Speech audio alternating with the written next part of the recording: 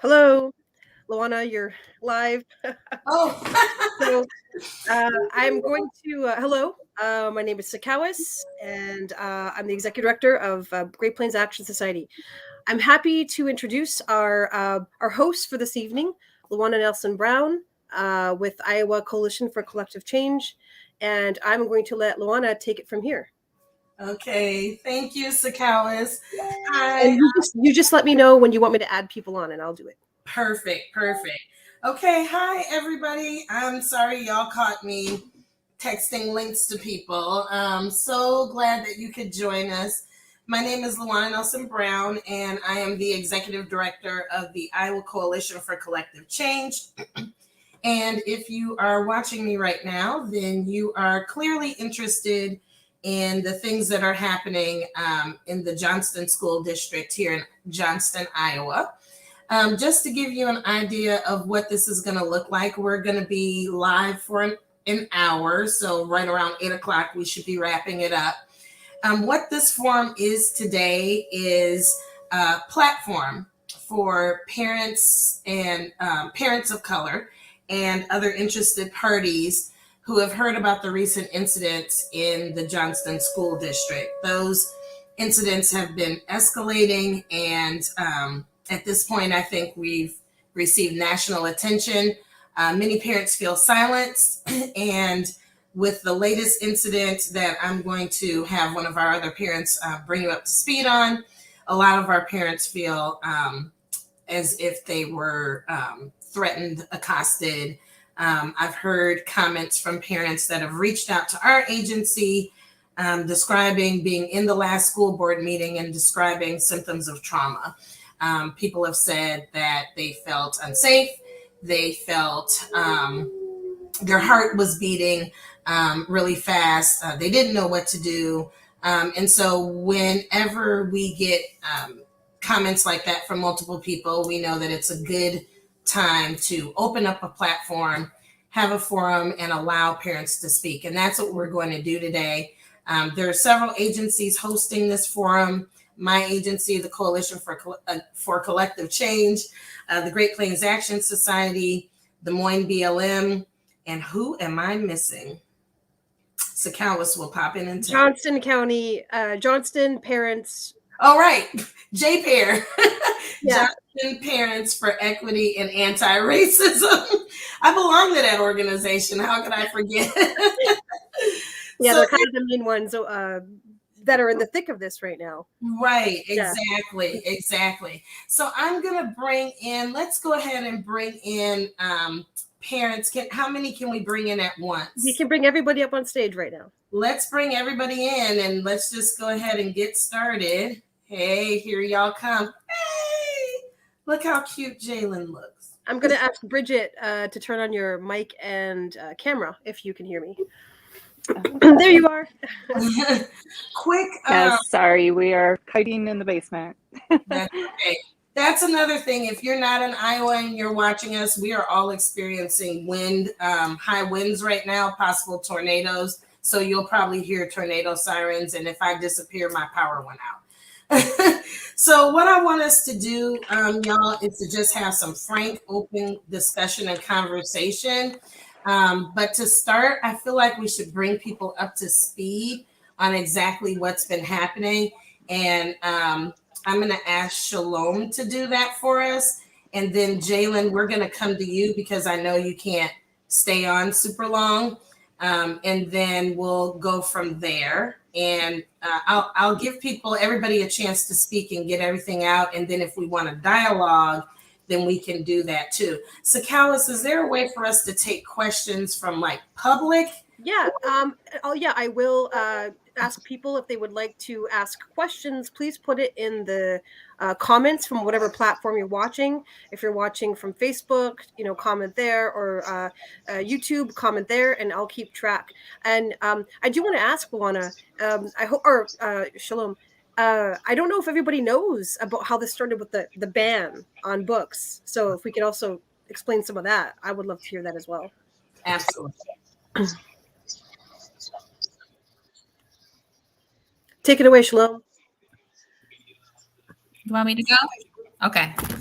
Okay, so my name is Shalom Jordan. I'm a parent in Johnston Community School District. I have 3 children. My pronouns are she, her, and ella. And a little background about how book banning started in Johnston specifically, because it has been going on in districts across the state and the nation. A parent brought forth 2 books, both written by BIPOC authors, so people of color. And the 2 books are The Hate You Give and The Absolutely True Diary of a Part-Time Indian. And had concerns that she says were shared with the district at first, and then went through a process of filing a formal complaint that is taken to the Reconsideration Committee, which is the committee that hears complaints about books in the district. This committee met once. At first, we ourselves were not informed of it. We didn't know that it was going to happen until after it happened. We heard about it after. We were very alarmed about what we heard, including involving legislators that were threatening teachers at that first meeting, talking about obscenity laws, saying that they were willing to change legislation to go after teachers, librarians, and educators in general for teaching these books and other books that they don't seem to agree with. And we found out about that meeting and what happened, and the concerns from the parent. We were able to see those forms online and read what was said about the concerns about both of the books. And then there was a second meeting where the community, including students, spoke up about what these books mean to them, what removing these books would do for their education, for their own critical thinking skills, for their own representation in the district, etc. At that second meeting, there was also legislators who did the same thing that they did in the first meeting, which I'm sure a lot of people are aware about, a video that has been going around with a legislator, again, threatening educators with being arrested and investigated for teaching books that they do not agree with. And the parents and community members or students spoke up about how wrong that is to target these books and to target educators. And we also spoke this week on Monday at our school board meeting. And this is where this particular story begins.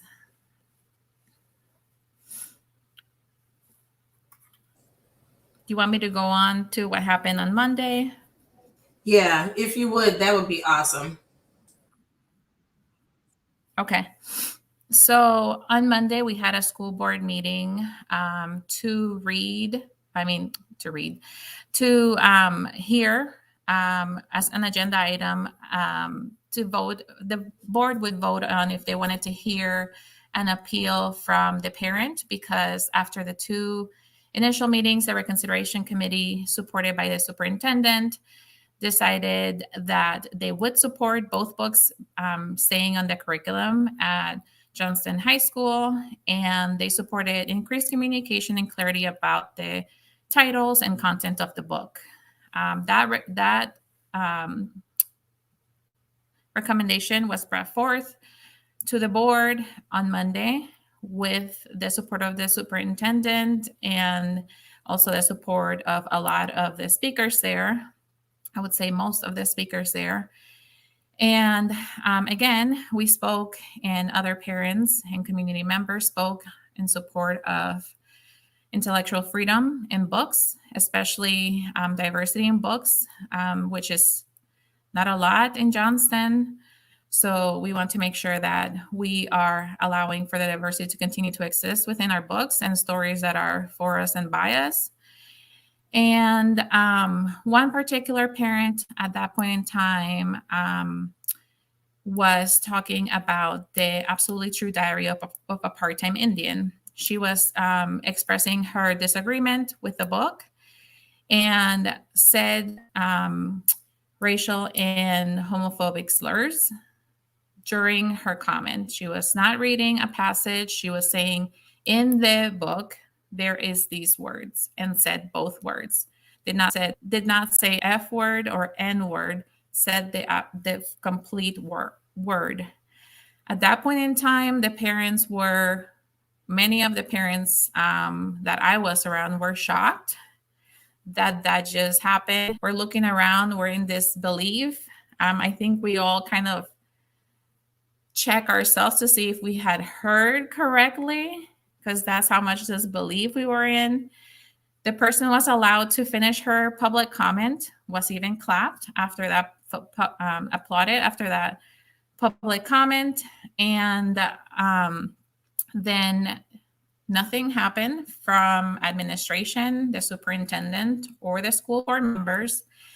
So several of us spoke up and said, is that what we're doing now? How is this allowed? What is your policy about saying racist and homophobic slurs at a school board meeting? This completely made it unsafe for everybody here, especially folks that identify with the Black and LGBTQIA community. I mean, it was just in disbelief. So we spoke up and said that. At that point in time, there was other parents that said, well, that was said in the book. So she just said what was said in the book. And basically went back and forth. They had a interaction with one of our parents in the call. And then the board president called for a break. They called for a 5-minute recess. And we asked for whatever policy is set to be able to handle such event, such incident. And at that point in time, the police were called. We didn't have any interaction with the police. To my knowledge, none of the parents did. And the meeting was called back to order. When the meeting was called back to order, there was no mention to the parent who had said the racist and homophobic slurs. There was no, this is not acceptable in Johnston Community Schools. There was no, you need to leave because you just made this very hostile and unsafe for a lot of people. There's people watching at home and there's children present. There's our students present. This is not acceptable. There was nothing. When we came back, we were reminded, though, that the policy in public speaking is that only the person at the podium gets to speak. So the parents that interrupted racism and homophobia during the Johnston School Board meeting were the ones who actually were reprimanded in a way. So that, in a nutshell, is what happened on Monday. And I can pick it up from here. Thank you for doing that summary. I know it was exhaustive because it's been so much stuff. So in essence, the parent complaint, speaking in a public comment, said the N word and the gender-based slur, the F word, and no reprimand, but the people who spoke up about it were reprimanded. Police were called. And then the next day, the Johnston School District released this statement that I'll read. We understand that this issue has raised concern and appreciate the passionate response to this and many other discussions our board has throughout the year. These types of discussions are not limited to our community. The parents' language was not deemed to be defamatory or a personal attack to board members or the general public. So my question is, what do you think about that response and how do you feel about that? I'm going to start with Jalen because I know you have to go soon. Thoughts, and I know you're not in the Johnston district, but you're a local activist and, you identify as Black. What are your thoughts around the whole issue? Yeah, thanks for having me on. Jalen Cavill, I use he, him pronouns. I'm an organizer with the Des Moines Black Liberation Movement. Always love doing work with Luana and the coalition and Sakawis and GPOS. And shout out to JPair as well. Y'all doing great work in Johnston. Yeah, like Luana said, I don't live in Johnston. I live in Des Moines. But, resident of the Des Moines Metro, I care deeply about, racial justice in our school system here in Des Moines, here in the Des Moines Metro and across Iowa. And I think it's super important that, we're here today talking about these issues, uplifting these issues, calling out, what has been going on at these school board meetings. Because, what happens in Johnston is going to affect our entire state. We're seeing Senators Jake Chapman and Brad Zahn talking about drafting up legislation for this new session. That's not going to only affect Johnston schools. That's going to be every school in the state, where they're now trying to ban books and silence teachers and threaten teachers with arrest. And yeah, what y'all brought up about that school board meeting, I think is, first off, awful. I watched videos of what happened there at the school board meeting. I saw the parents, saying the N-word gleefully. I think obviously trying to get a reaction out of folks. I think they thought it was funny, probably. And yeah, I think it's disgusting. And I think it's, we saw the same kind of response that we always see when folks are speaking out against white supremacy and speaking out against hate speech, right? The person who did the hate speech and the person who's espousing these white supremacist views is protected, right? And at the same time, these people in power, the school board, are going to start crying about civility, respectability politics, telling you you need to be quiet, you need to go about this the right way. And yeah, I think that's exactly what happened in Johnston, and it's awful. We need to keep speaking up about it. And yeah, I'd stand in solidarity. Des Moines BLM stands in solidarity with the parents in Johnston who are fighting for racial equity to be taught in their schools. We need to go further, right? Right now, we're seeing that the legislature and these political leaders are trying to take us back in the state of Iowa. We saw last session with the bill that was passed to ban divisive concepts in school. We saw them trying to ban Nicole Hannah-Jones' 1619 project. Now they're trying to take it a step further and ban more books and threaten teachers with arrest. We need to be going the complete other way, right? We need to be decolonizing our education and our curriculum in our schools. We need to be fighting to remove cops and SROs from our school district and making sure that our schools are safe for everyone, especially for Black students. So yeah, I'm happy to be here with y'all today. Happy to uplift the work y'all are doing and yeah, continue the fight. Yeah, everything you just said, honestly. And I'm glad that you brought that up, that, what the senators are doing is going to affect every school in the district. And they truly are trying to arrest teachers. And if that happens here and that legislation is passed, then that's a statewide thing, not just limited to us. So while removing books by authors of color, then threatening to arrest teachers, and would be able to arrest teachers if this legislation passes. And I think that is like the ultimate goal right there. So thank you for bringing that up and bringing that out. Tiara, I think I'm good. Actually, yeah, let's go to you next, Tiara, because you are the parent who stood up to say something first and was basically accosted, I think, by another parent who tried to shush you and silence you. And I think that was what maybe prompted the police. So I really want to give you the floor so you can talk, tell your sentiments. Thank you, Luana. So yes, after we heard the words, much like Shalom said, I think we all kind of were taken aback at first, like that just happened. And once we realized that it just happened, as she walked back to her seat, it's a small room, so we're all near each other, so to speak. As she's walking back to her seat, we are addressing the board and asking, how is this allowed? Parent sitting across the aisle from me, she says, hush. And I asked her, like, did you just hush me? And she says it again. And I asked her, why do you want me to be silent about a term that's being utilized in this boardroom unnecessarily? It could have been redacted. And those were my approximate words. They kept going on about, it's in the book that you want to keep. And at that point, I noticed our superintendent standing up, getting out of her seat, and I grabbed my purse and I head out. I leave. For a number of reasons, I left. Our school board meetings are becoming hostile, and there's zero control over what's happening. I left right before what I assume the recess happened. But I want to make clear that I was not removed from the meeting. I left on my own free will.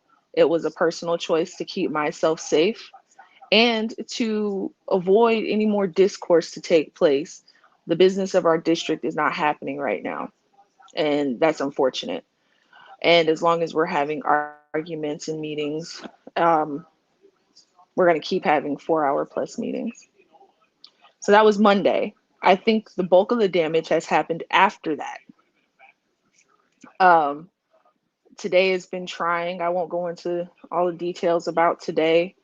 Um, but conversations have to be had. I think right now everybody's feelings are really raw and true to them. I will acknowledge the fact that the other side has feelings and, they want us to understand it, but at the same time, they're not acknowledging the hurt. And after today's statement by our board president acknowledging that what happened on Monday was a problem, we shouldn't have had to be all over the news saying that they were trying to incite and provoke a reaction before our board president takes 48, 72 hours to make a statement saying that it was unacceptable when just yesterday they said that the actions of this parent were deemed appropriate and within board policy. At that, it contradicts the entire thing. So those, my feelings on it right now is it's disrespectful exchange. Our board members have to be more accountable for how our meetings are ran. They have to get something in writing about how public comments are going to be handled, and they have to make sure that when they make those policies, that everybody is held accountable for it, not just us. It's always us being approached about with the policy book. Every time we say something, they come flinging the policy book in front of us. And that's got to stop. So those are my thoughts on it. That's what personally happened to me on Monday. Yeah, thank you for that. That is absolutely true. We definitely have to know every policy, even if we find out about the policy after the fact. And I don't think that it was appropriate for you and the other parents in the room to be silenced when you were speaking out against harm that was done to you.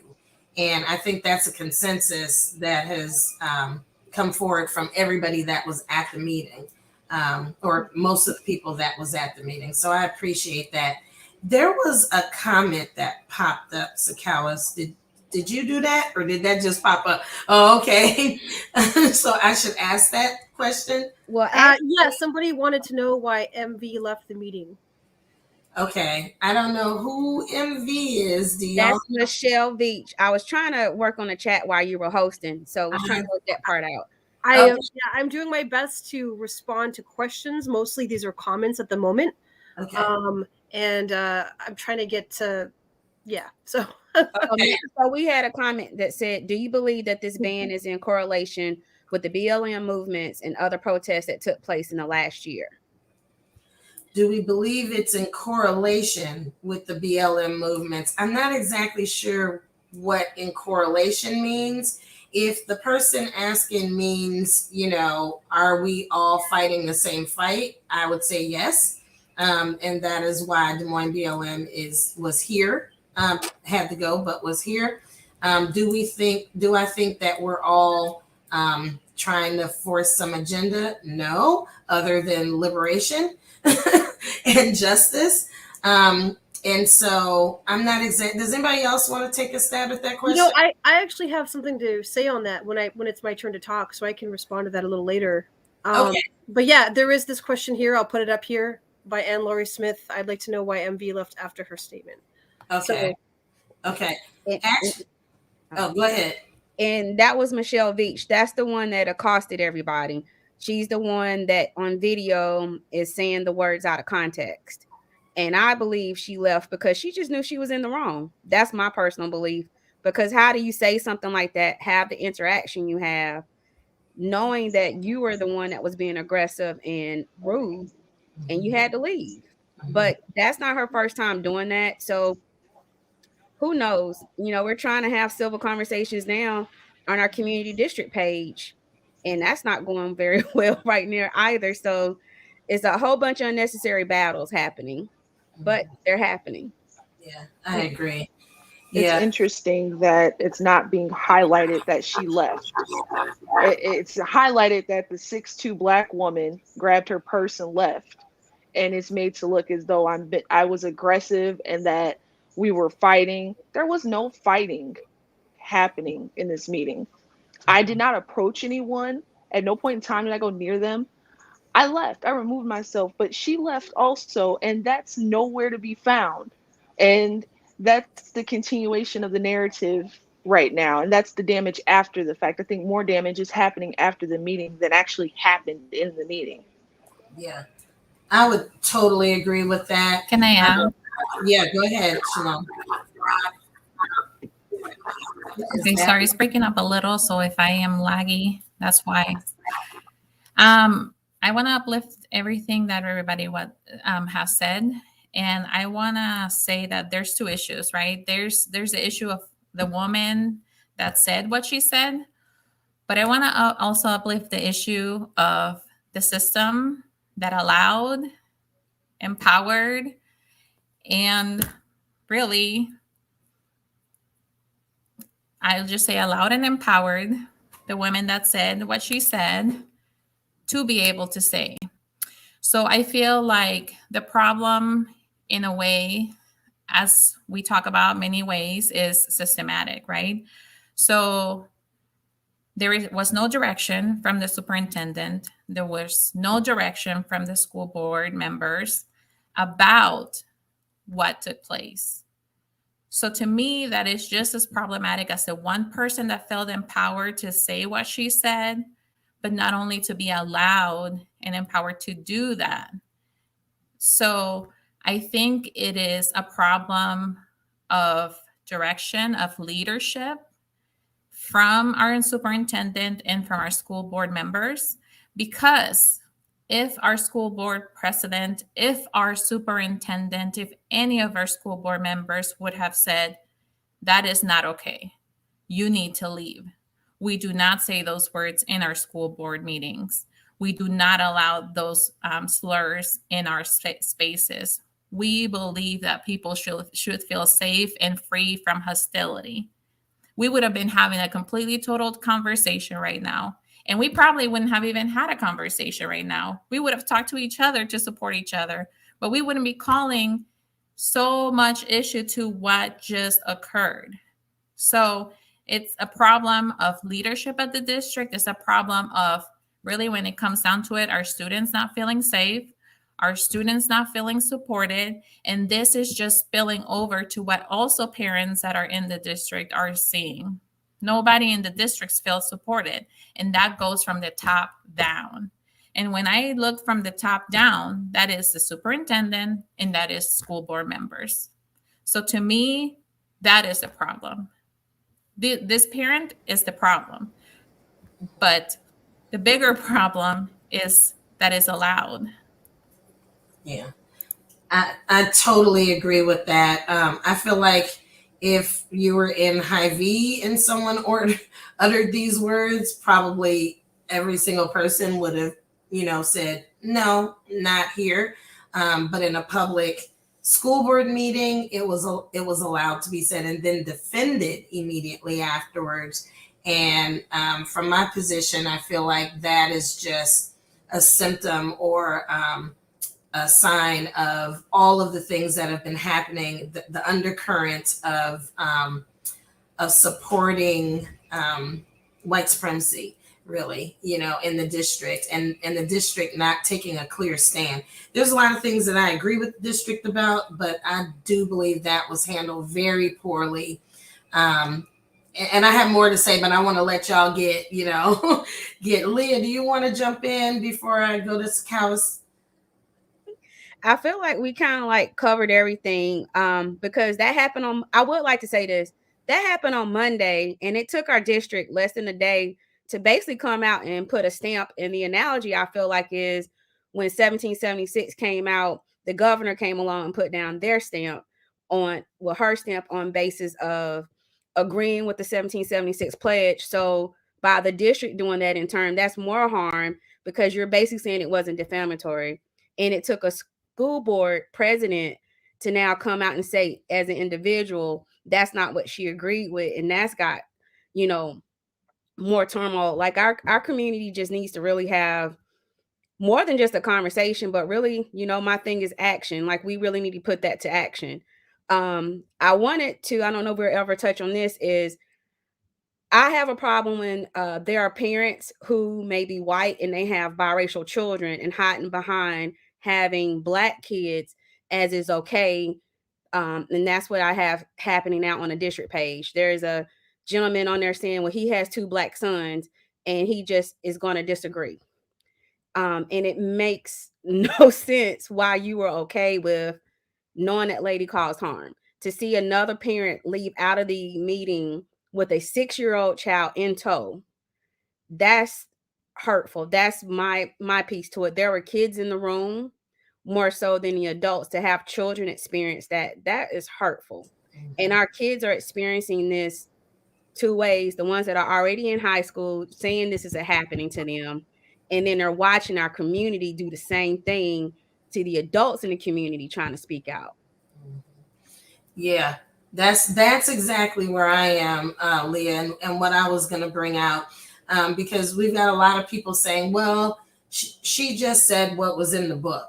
First, she did not give a quote from the book, because if she had, then context would have been around the slurs, and that we wouldn't be having this conversation right now. And her point was to not expose our children to profane language. And in using the language, she literally exposed the 6-year-old child to the language. The difference is that in high school, when the kids are reading these books, these are books that were chosen and proven and approved by the district. They've gone through the process. This is a guided conversation with educators, trained facilitators, and educators. Parents are going to have ample notice and warning that these books will be discussed, and it's optional. So there are a lot of steps that go into the way the district is using these books, and it's optional. No one has to do it, but there are parents who want their children to learn that these slurs are slurs, and they learn that from these books. Those books were chosen for that reason, and it's a safe dialogue with educators. That is how it's used there, and consent is given. In this meeting, there was no consent, there was no warning, and there was no context. So this 6-year-old who came to what was supposed to be a safe school board meeting has now been exposed by a parent who was arguing exposure. So that's what I got to say. And for me, that's problematic, because when we allow parents to use profane language again, in public, then as the executive director of the Homicide and Violent Crime Coalition, I know that just escalates violence, because now you've been able to use the terms, which gives license to other people to use the terms freely in different ways. And I think having the term said is actually an escalation from other comments that weren't addressed in other school board meetings. So that's my 2 cents. And so I want to jump to Sakawis before I ask one of these questions real quick. What are your thoughts? Oh, go ahead, Leah. So are we going to, I'm trying to keep up with questions in the chat. I'm signed in on live so I can look. Are we answering questions at the end then? I was actually just going to note that maybe we can just spend the last 10 minutes responding to questions and comments. Yeah, I like that. I like that idea. So Sakawis, as are you executive director of Great Plains Action Society? Executive director of Great Plains Action Society, knowing all that has happened and knowing the chosen book, what are your thoughts and comments and on anything, everything, all of it? I really want to contextualize this from a federal perspective, because this is there's been a rise in attempts to ban books across the country since 2020, and that is very much correlated to the fact that Trump tried to put into effect a federal ban on critical race theory last year. And that would have absolutely decreased significantly the amount of funding that universities or other institutions that get federal funding could receive if they dared to teach anything in the realm of critical race theory. So thank goodness it was shut down by the courts, but what it did is he created a shitstorm, and it emboldened other white supremacists across the country, white supremacist legislators, to move forward with this at state levels. So now we have 18 states across the country, Iowa included, that have put in effect bans surrounding critical race theory. So it's not always, the term isn't always used legally, but like on the ground, like what people are using, in society, the term critical race theory is being used. So here in Iowa, House File 802 went into effect July 1st, this past summer, and it's basically squashes attempts to discuss diversity, equity, and inclusion, to teach real history, if you will. And basically, what it is, it's a ban on anti-racism training. Also, it's a ban on anti-homophobia training, because it also takes into reference sex and gender. Basically, what it says is that somebody can't be made to feel bad based upon their race, sex, or gender, and that teaching U.S. history that makes one race feel bad we're not able to do that. So what's happened is it's emboldened white supremacy everywhere, because now they see that these sentiments that they normally kept in the closets, that have been that are being oppressed now by society, since the civil rights movement over the years, they're like, oh my God, I don't have to hide my my true feelings anymore. There's laws out here that are saying exactly what I think, and so they're out here now running for school board, and creating these little parent groups, and moving forward with their white supremacist agendas. So that's exactly what's happening in Johnston County, because it's exactly what's happening all over the country since 2020 with Trump's initial attempt to do this federally, and they just want to take their white supremacist views public. So what happened in that room was horrendous, in my opinion.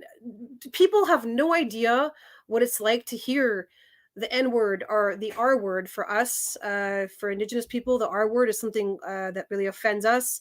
And the F word, from for LGBTQIA folks, like, to hear a white person go up to a podium and state it so loud and so clear and so aggressively is really hard, regardless of whether or not our communities use that word in a colloquial context. That is up to us to use that word.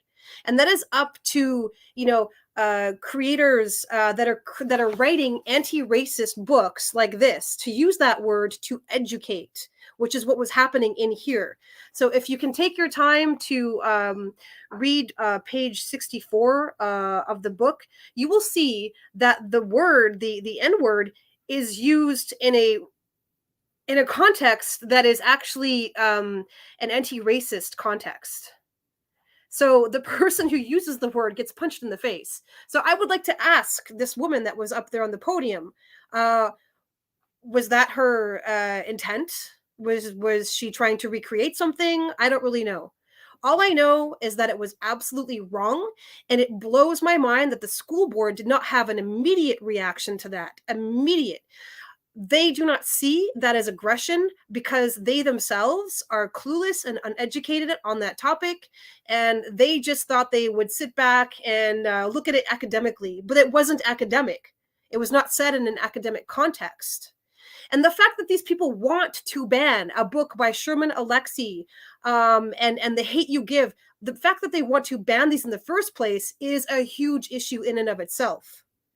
So like we are living right now, in my opinion, in a huge upswing of white supremacy because of these past 4 years. Not to say that this whole country doesn't work from that context already. Not to say that this country wasn't built on the doctrine of discovery, on genocide, on slavery, all at the point of a gun for the sake of free land and free labor.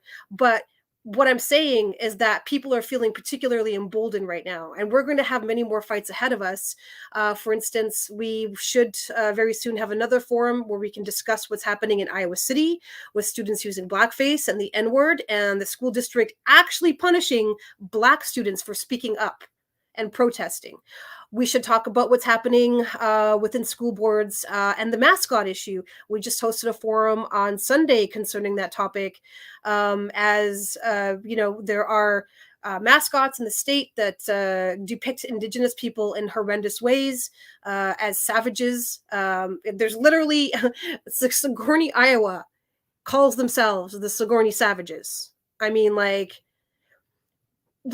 let's talk about this, and then let's talk about the absolutely state-sanctioned racism that Indigenous people are facing as well. Like, I mean, like, it is okay to use the R word still.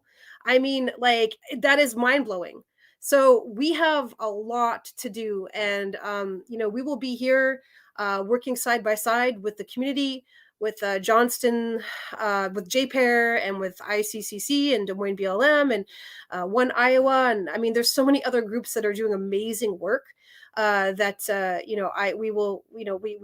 need to do more of this. And I think that's what that was my reaction to all of this. Yeah, and a great reaction. Thank you for putting it all into context, because this is just one incident of an entire a long year long of activity that's not just happening here, but it's happening nationwide.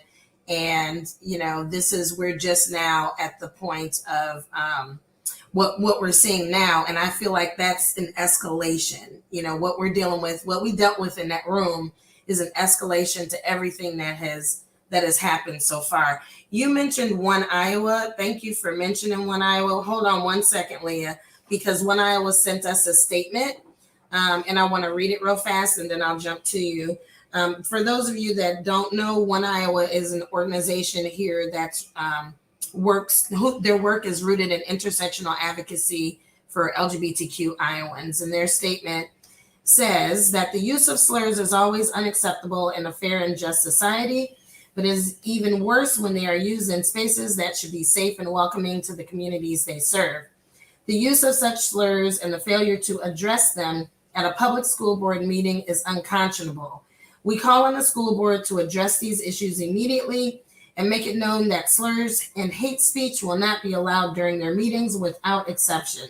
Anything less is an invitation to those who wish to intimidate and harass by seeking exceptions to the board's current policies.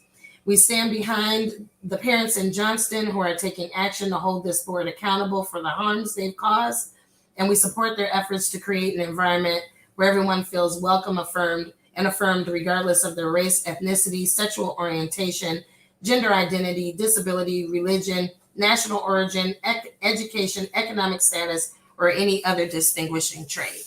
So I think we lost Tiara. So Leah, we're coming. We've got about 5 more minutes before we get to comments. So that's not what I just wanted to add this. So the other thing is our news. We often have our media depicting the wrong story. At the meeting, Kaser used somebody upset that they were talking about too much of sad stories, and use that as a comparison to people not wanting the derogatory words in a book. That was what our news story showed versus what actually happened at the meeting. And I just wanted to say shout out to Dawn for, I believe it's Black News Iowa. She took the video clip without having a discussion with any of us and saw exactly what occurred and not what the media or not what the district tried to say did not occur. Mm-hmm. And it feels upsetting that we constantly have to have a video camera to prove that things are happening to us. And that's the part that's also frustrating. So that's my extra. Yeah. Thank you for saying that, because, you know, we know that there are certain outlets we can trust and certain ones we can't. And that's why we're doing our own forum right now, because we've got experience, unfortunately, with the media doing exactly that. So thank you for pointing that out and for shouting out. Her name is Dawn, right, with Black Iowa News, who always, for me, does a good job. Any other thoughts and comments that y'all just want to get out before I... Oops, I'm on mute. Go ahead. I do. Okay, I wanted to uplift some of the things that Kawa said. For example, the fact that we're even talking about acceptance around the words in 2021 is baffling to me. The fact that we're talking about, well, within context, but it should not be a question around racial and homophobic slurs. No question. The fact that the other piece that I wanted to uplift is the lack of plans, right? Like the fact that our school board had no plan to deal with it tells me a lot, which is that they're not listening to students, because we know our students are telling us what's happening to them in the schools. And this should have already been planned for and taken care of. So the two things that we're still even having this conversation of why slurs are wrong and why there's no plans to deal with slurs, it is just tells me that we are not hearing our kids, that we're not prioritizing our kids, that we have no direction from our school leadership, that we are not really standing for the things that we say we stand for. You know, we have equity in our strategic plan, but how are we living within that when we don't even have in policy that it is not okay to say racist and homophobic slurs? So one of the things that we did immediately is put a statement together asking for some immediate things, just like students had put a demand together to denounce the 1776 pledge from the school board members that signed it, because they feel unsafe in their own schools. And some of the things that we have asked for are the things that we're talking about today, are if it's not in policy, added right away, immediately, yesterday. You know, the fact that it's Wednesday and we're still talking about it and there's no policy draft. What is going on? Right. You know, we talked about having just about to ask members and the superintendent meet with us. You need to meet with us and the students. If you, for some reason, didn't know that this was happening, this is happening, and you need to deal with it now. So I'll stop there. But no, actually, that was going to be my question. Can somebody tell us what are the demands that we're asking for now? What needs to happen next before we go? And then I'll go to questions from the public.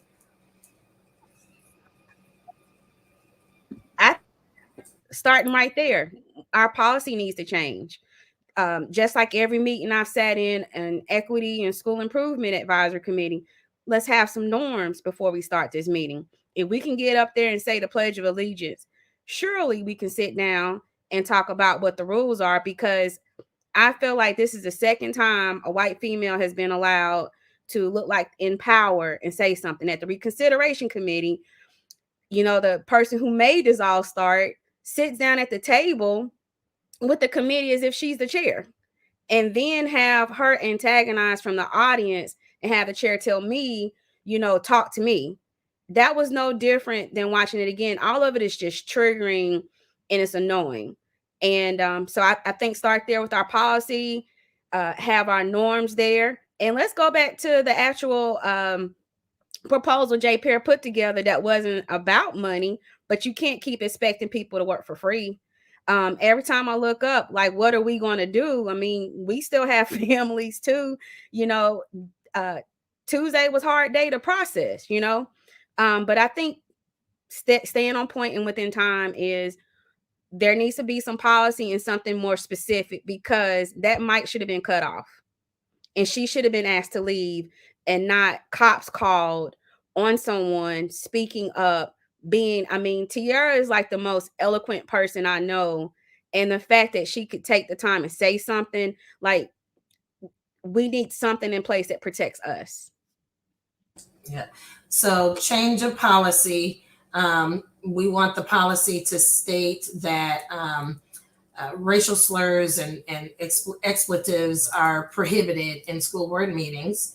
Another demand, if I remember correctly, is training for school board or teaching, for school board, for administration immediately. And I will say that those teach-ins should happen with the equity committee choosing who that is, because we do have an equity committee, and that committee was also not consulted.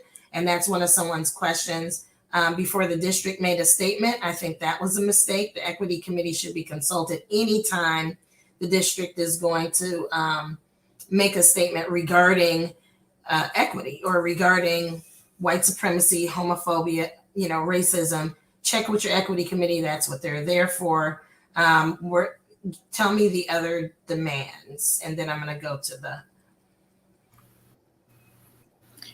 One of the other demands that we had put out was a public apology for the recognition of the inaction and the harm that took place.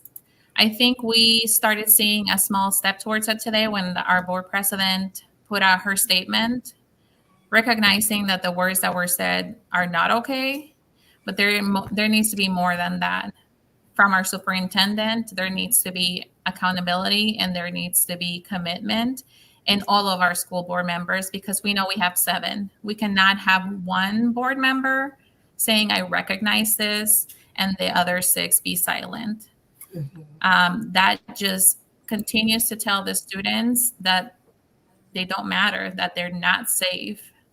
So I think that's another thing that we'd like to see, both a public apology for students internally, as well as an external apology to parents, the public. I mean, students are their bread and butter. Like I haven't heard any of the students say that they have heard anything about it, but they're all talking about it, so we try to act like the students don't know what's going on, and they know, and they're affected, and they're not recognized, they're not being recognized, and there's no apology to them.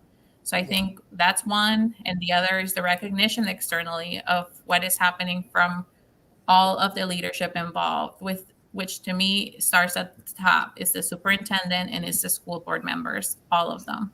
Right. Okay. Thank you. I'm going to hop to some of these questions because we've got like 6 minutes left.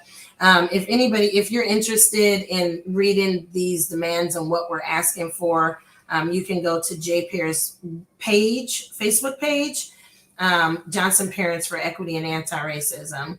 The first question that I see, I think we just kind of answered, but it says, what does constructive action look like in your opinions? I feel like that list of demands is constructive action. So we're asking for policy change. We're asking for a meeting.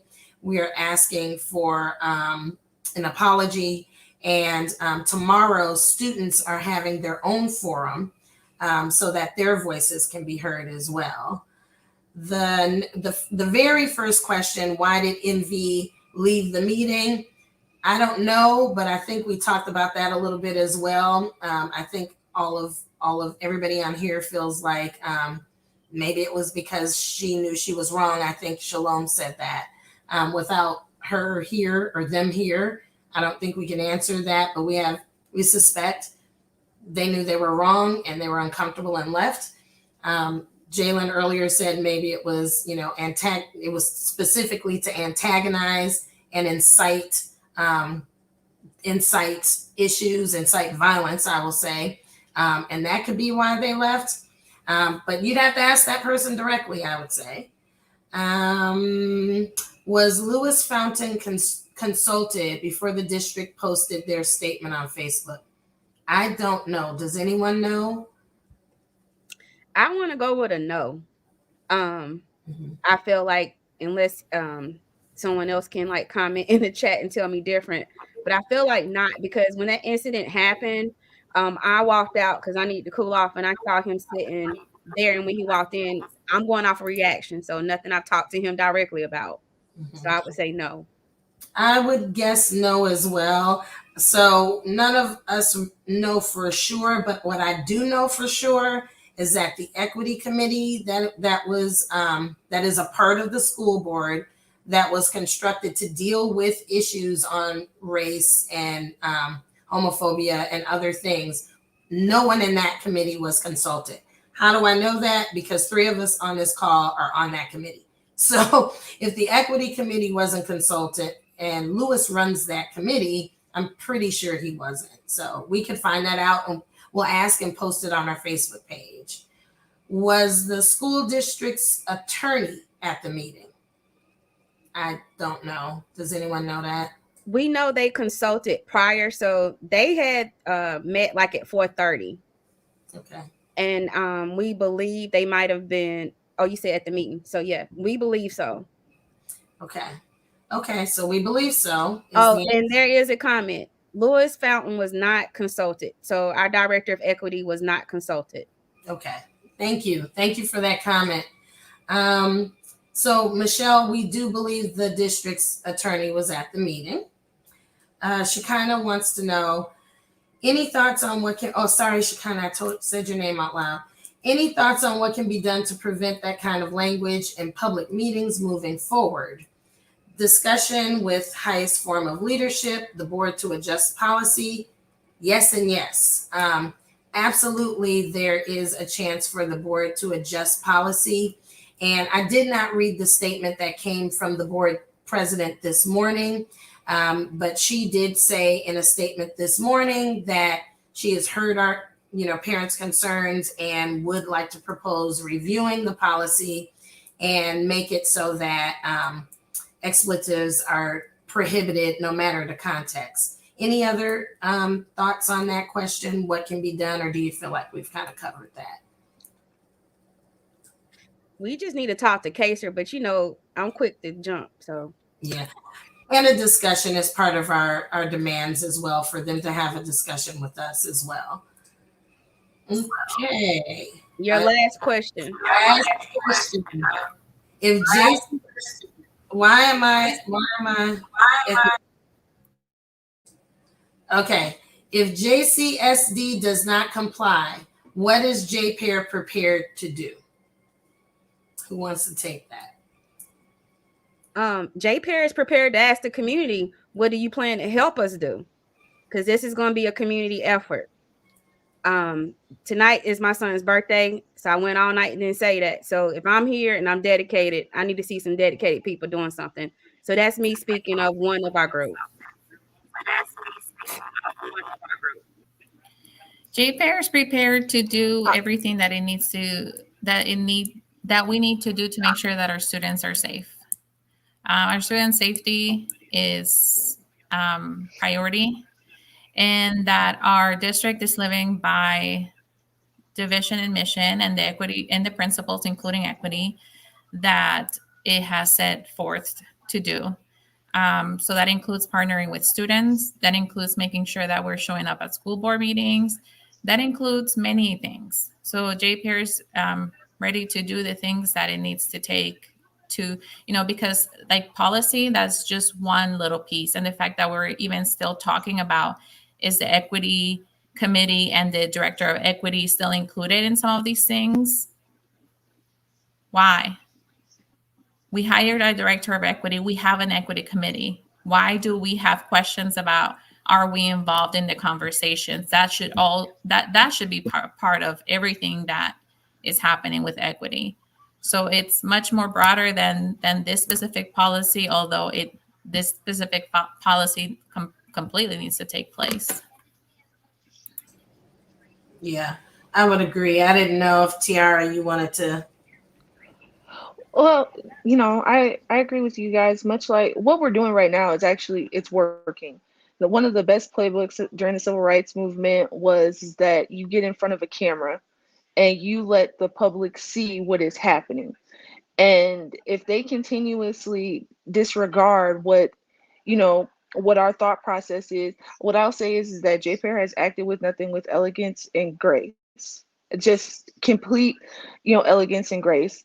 And we're being met with hostility and violence.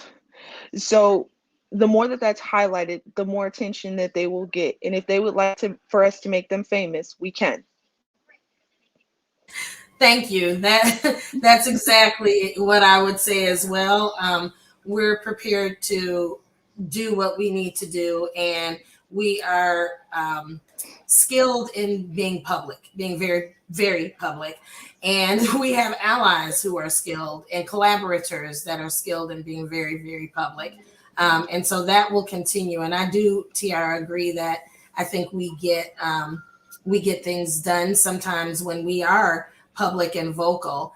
I would say that there are many other organizations that do this work that stand in solidarity with us, and we are prepared to bring them in as well. And there are a ton of allies. I see on the screen right here, someone says, but it can't just be JPAIR showing up. Allies must also show up.